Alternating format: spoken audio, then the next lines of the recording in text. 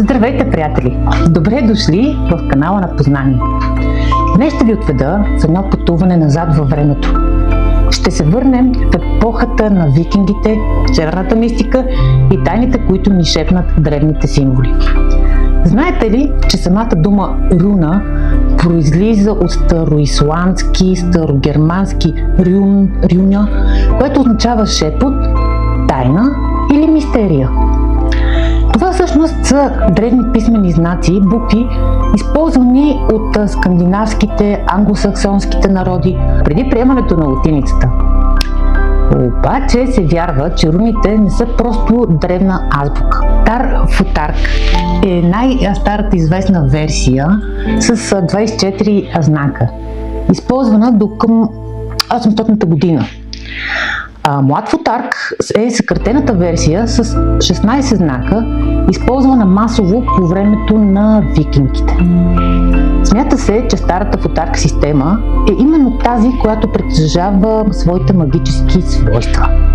Според легендите, бог Один получава знанието за руните, след като виси 9 дни и 9 нощи без вода и без храна на световното дърво.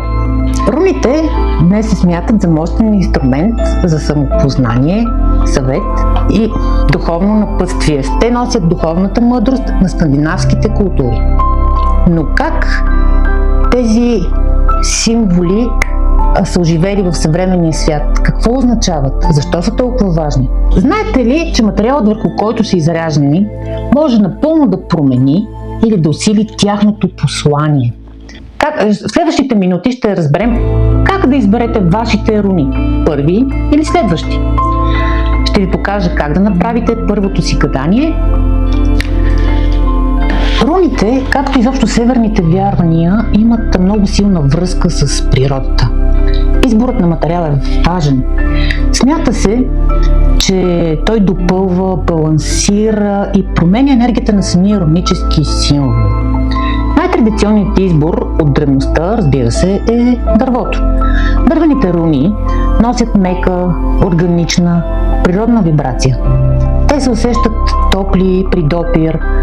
Дъбът, например, символизира сила, издръжливост, дългосрочни планове. Ясенът ни свързва с световното дърво и съдбата. А брезата означава пречистване и е прекрасна за начинаещи. Дървото винаги е един отличен, неутрален вариант, когато избирате своите руни. Костите, аз лично се плаша от този вид материал. Костите символизират, според северните народи, паметта, родословието и мъдростта на миналите поколения. Те носят духът и качеството на животното, от което се произвеждат. Например, силата на Елена, устойчивостта на бика. Тези руни напомнят за преходността на плътта и вечността на духа. Свързват се с елемента земя и се смята, че носят стабилността и защитата. Понякога руните се изработват и от други материали – глина, метал, кожа. По-съвременните се правят и върху хартия, епоксидна смола.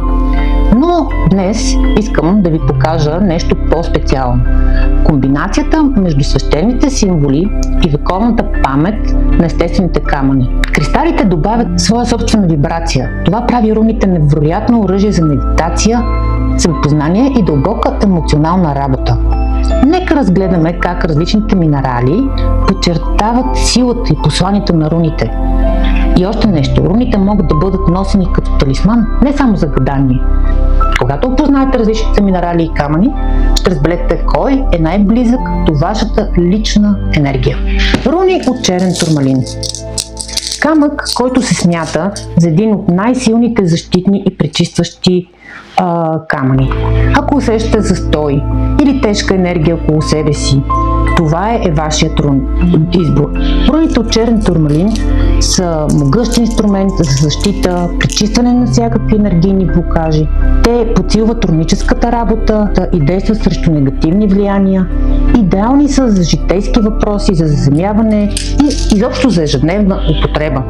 Руни от бял тхат, камък на яснотата и новите начала. Белият тхат носи усещане за чистота, мекота, хармония. Тези руни помагат за избистране на мислите, балансиране на емоции и дават светлина при стартиране на нови проекти или нови етапи в живота. Руни от червен яспис. Камъкът на силата, коража, енергията, жизнеността, стабилността и физическата виталност.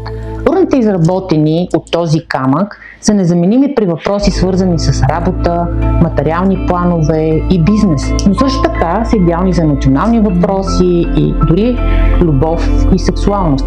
Те дават кураж и заземяват енергията ви. Руни от аметист. Камъкът на висшата интуиция. Аметистът отваря горните чакри и ни свързва с духовното израстване.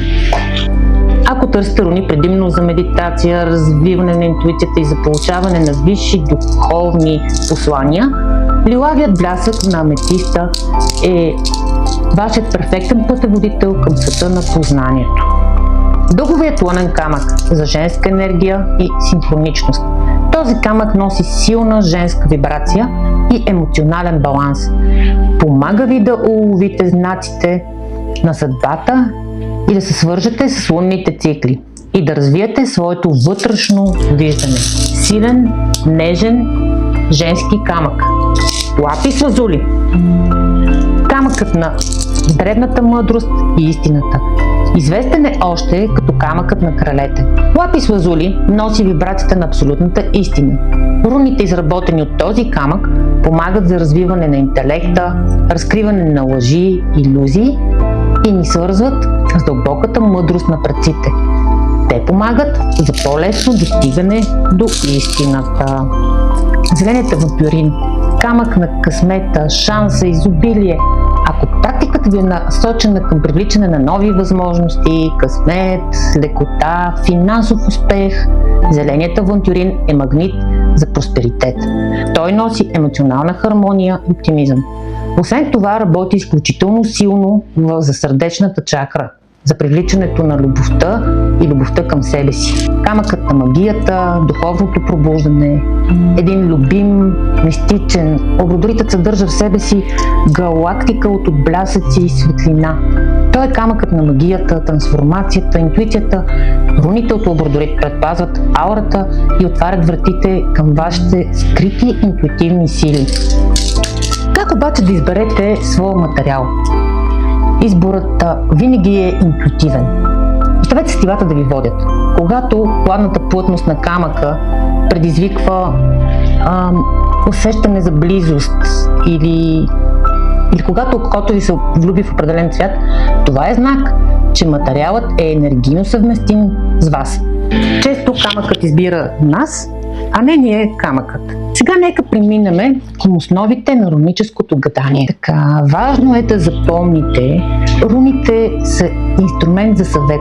Те не предсказват сляпо бъдещето, не ви орисват в нещо лошо, а осветяват процесите и най-вероятните пътища пред нас.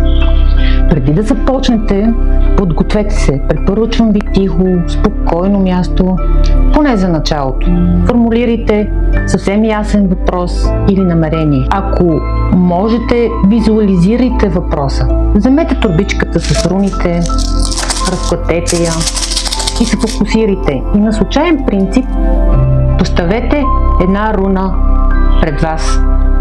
Ето 3 лесни метода, с които може да започнете своето гадание веднага.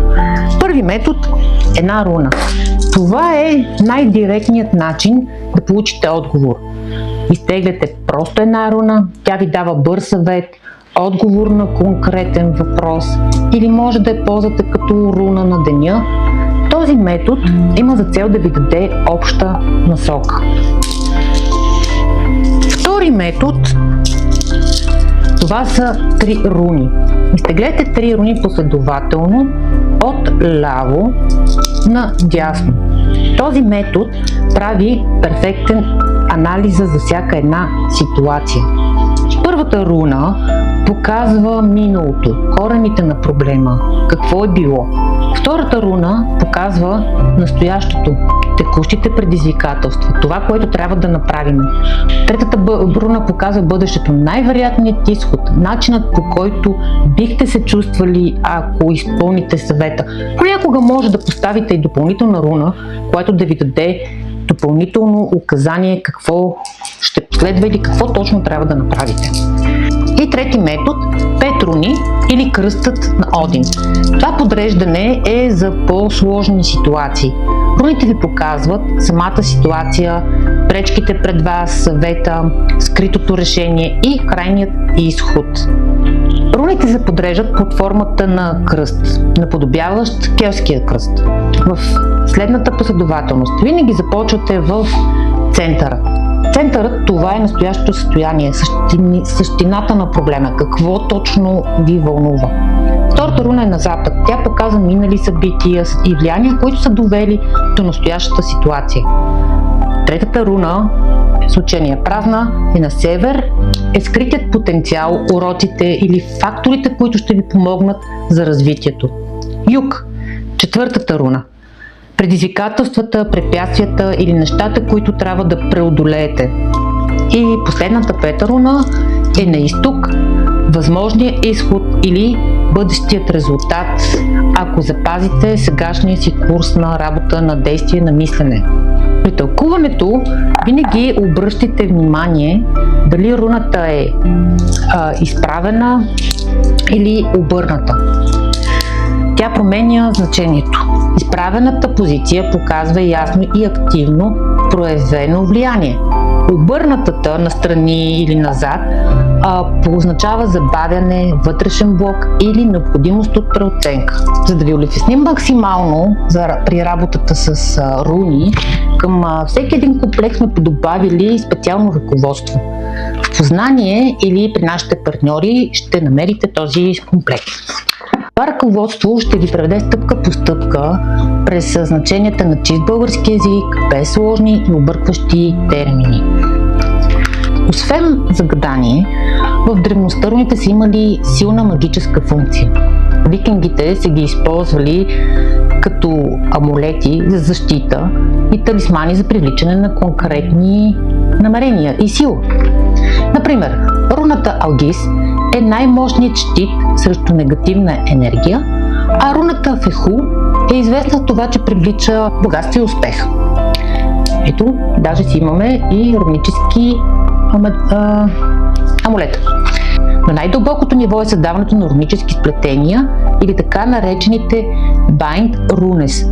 Това са символи, при които комбинирате две или повече руни в един общ знак, за да заработят енергията им заедно. То е един пример.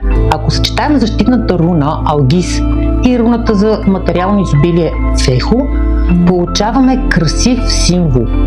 Тук ще ви го нарисувам. Това означава защитно изобилие. Препоръчвам ви обаче да бъдете изключително внимателни с този метод, защото това е един вид магия. Важно е, първо, да научите коя руна за какво е, как действат, как да изчиствате своите руни и изобщо това е тема за едно отделно подробно видео. Както разбрахте, има множество начини за използването на руните. От ежедневно гадание, намиране на съвет, носещ късмет амулет. Ето защо препоръчвам каменните руни. Но без значение дали ще изберете дървени или заземяващата сила на черния турмалин, мистичният блясък на обродорита, вие практически избирате инструмент, който ще ви помогне да намирате отговори и баланс всеки ден. Всички наши комплекти, които видяхте, са изработени от истински естествени камъни, които аз обожавам. Повечето от тях внасям от Индия, а луксозни кутии са произведени в България от един изключително талантлив младеж. Към комплекта, както разбрахте, съм включила практична малка книжка за гадание, което ще ви помогне бързо и лесно да навлезете в света на руните. Всички тези комплекти може да разгледате в poznanie.net, линка е тук, или в нашата партньорска мрежа Озон, Store.bg. Линковете са долу в описанието. Не пропускайте да се абонирате за канала ни, да харесате видеото, да напишете в коментар, например, кой камък ви впечатли най-много днес. Също така, какви видеа искате да ви разкажа за камъни, за кристали, за астрология, нумерология, какво ви интересува. И благодаря ви, че бяхме заедно и нека румите осветяват пътят ви. Ще се радвам на всеки един коментар. До нови срещи!